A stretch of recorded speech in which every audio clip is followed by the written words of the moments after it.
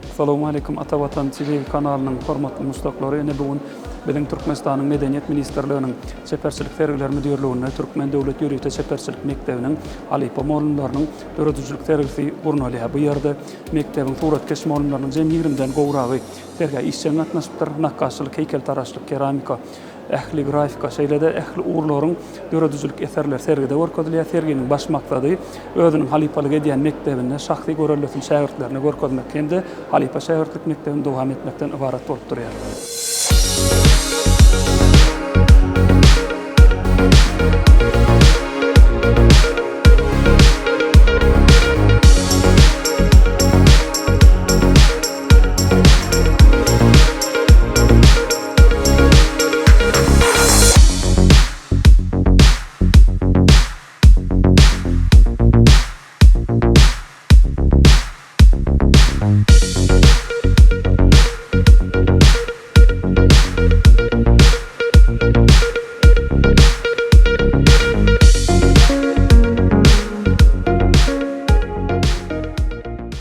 Bugünkü sergide özüniň şahsy görelesini görkezýän mekdebiň direktory Gunso Muradowa suratkeş höküminde öz muallimlerine şeýlede taliplerine şahsy görelesini görkezip sergide öz döredüjlik işler bilen gatnaşdy. Suratkeş Gunso Muradowanyň döredüjligine bugünkü sergide esasy erşargas bolup geçen tematik aýratynlygy türkmen gyýylarlygynyň göderligi, olaryň wasfy şeýlede halkyň edim bilimlerini, onuň näherliklerini, eserlerini üstüne şöhretlendirmäge çalışýar.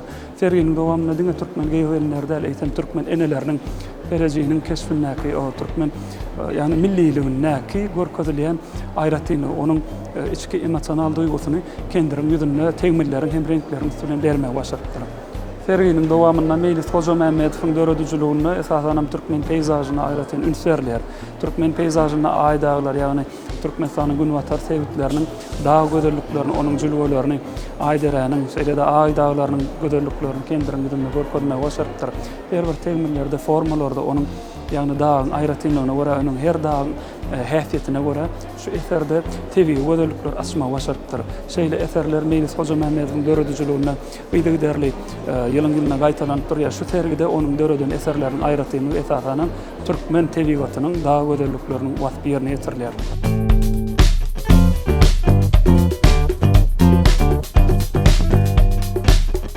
Bu serginiň dowamyna Türkmen Döwlet Ýürüýte Seferçilik Mekdebinde ýaş molunlaryň biri bolan Toýly Çopanowyň Ýaş Jelaletdin adly eseri sergide ilkinji gezek görkezilýär. Dogrusu bu ýerde biziň Demirgazyk Türkmenistanyň ýani beýik gönürgünç Türkmen döwletiniň paýtagty Ürgençdäki bolýan waka görkezilýär. Ýagny Ürgençiň hökümdary Muhammed Şah Harezmşahy şeýlede onuň Timur Mälik baş terkerdesi hem de Gara Doğrat'ın üstünde oturan Ýaş Jelaletdiniň keşfi.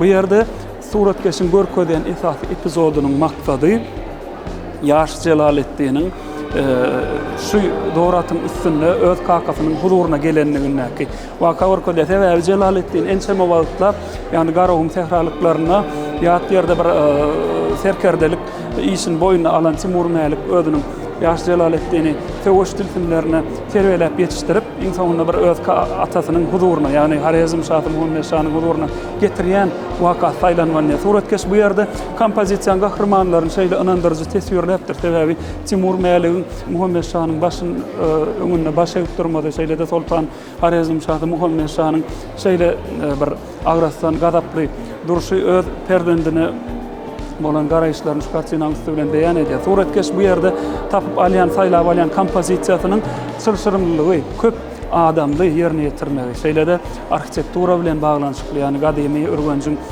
binagarçylyk ýadgarlyklarynyň aýratynlygy bilen renk saglaşygyny bir-birine utgaşdyrmakda şular ýaly bir eser ýerine ýetirdi. Ýani türkmen serkerdesi Jelaletdin Menguberdiňiň ýaşlygyna degişli döredilen dogrusu ýaş suratkeşleriň arasyndaky ilkinji kompozisiýa diýsegem ýalňyş däl. Şeýle-de suratkeş Toýly Çopanowyň döreden eserleriniň içinde ýagny Behim Paýhas ummany Mawtumul Prawy ýylyna biziň beýik türkmen akyldar ogly Mawtumul Prawynyň Sewerýary meňliğiniň ajaýyp keşfini ýerine ýetirýär. Bu ýerde Sewerýary bolan meňliğiniň keşfinde dogrusu suratkeş hakykatda bir türkmen agoýunyň içinde görkezýär. Hem de taýlap alan gahrymany gönden gön tomoşa etmeýär.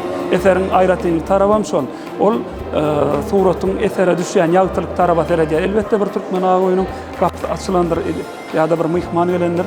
Umuman döredilen gahrman gönden gön tomoşa etmeýär. Ilki bilene taslamanyň aňyrsyna nähil epizod kezilenli. Ana şol gyzyklandyrýar tomoşaçyny.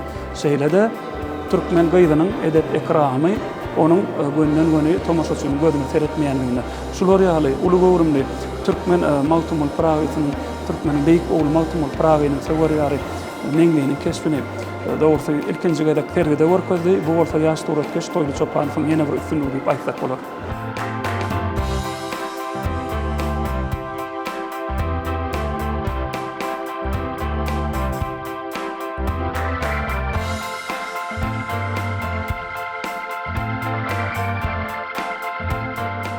Serginiň dowamyna Turatkeş muallim Toýly Balaçynyň döredüjligine esasy aýratynlyk miniatüranyň çeperçilik dili öňe sürilýär.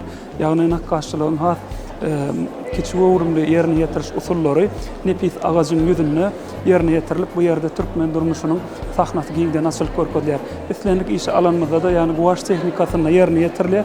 Ýani türkmen jamlarynyň şeýlede bedeglik üçin ýerine ýetirilen agaç önümleriniň ýüzüne türkmen hojasynyň, türkmen enetiniň, türkmen çağalarynyň, umuman gadymy türkmen durmuşynyň öz bolşy sahnasy giňden beýan edilýär. Bu ýerde Turatkeş hem milliligi öňe sürýär hem de miniatüra ýagny nakkaşlygyň täze tilsimlerini şol eserleriň üstünden görkezmäge çalışýar.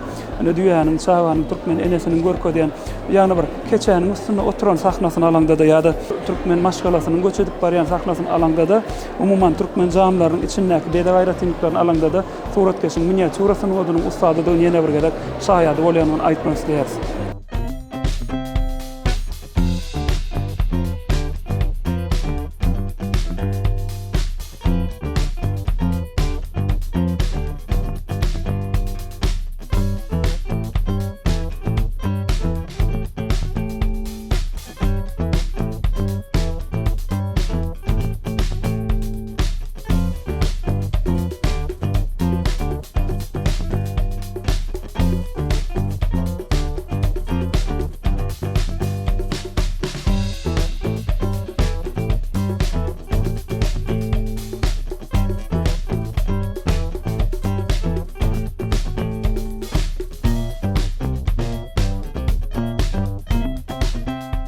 Turatkeş halipalaryň biri Türkmen Döwlet Ýönetim Çeperçilik Mekdebinde ençe ýyl bäri ähmet çekýän Berdi Şaryfowyň döredüjligine talapkar halipa diýip döredilen eserleri has bir ýerine düşen işleriň biri diýip düşünýär. Sebäbi Turatkeşiň görkezýän kompozisiýanyň aýratynlygyna, ýagny aňyrda felsepewi düşünjesi, onuň dünýä garaýy şakyndaky uly zatlar ýatyr. Ýagny Turatkeşiň birinji plandaky görkezýän bir halipasy ara ýolda perde tutulup perdeň aňyrsynaky ýetişdirýän şägirdiniň keşfi öz bolşy taslama.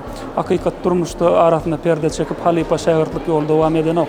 Ýöne Turatkeşiň aýtmak isleýän filosofiýasy halipanyň ornuny tutjak geljekki ýaş şägirdiniň obrazyny şular ýaly perdeň aňyrsyna, ýagny belki bu ýerde Turatkeşiň aýtmak isleýän pikiri halipa sadanynyň perdeň aňyrsyna oturan ýaş şägirdinde özüniň ýaşlygyny görýändir ehtimal. Ehtimal şol ýaşlyk bilen öz huzuny öz şägirdine geçirýän misalyny görkezmek isleýänler. Şeýlede ençeme tegmiller bärde görkezýän taslamany hassa baýlaşdyrýar.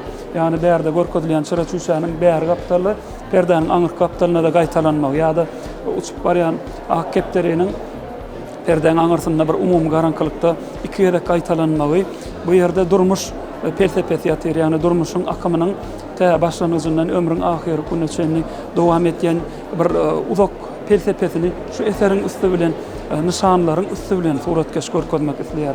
Aýtjak bolýandy, ýaşlykdan halipalyga gol beren ýaş tadanynyň eseriň maksadynyň aňyrsyna Turatkeşiň aýtmak isleýän esasy ideýasy şul halipalyga ýetişmek üçin halipa mektebini görmek, ýani halipa gören ýalydan aýtgynyň türkmen halkynyň içinde bolmagy şu eseriň üstü bilen giňden şoklanýan diýsek ýalňyşamdy. Şular ýaly şowly çykan Turatkeşiň döredüjligi Türkmen Döwlet Ýönetim Çeperçilik Mekdebiniň bugunky döredüjlik sergisini hassa baýlaşdyrýar.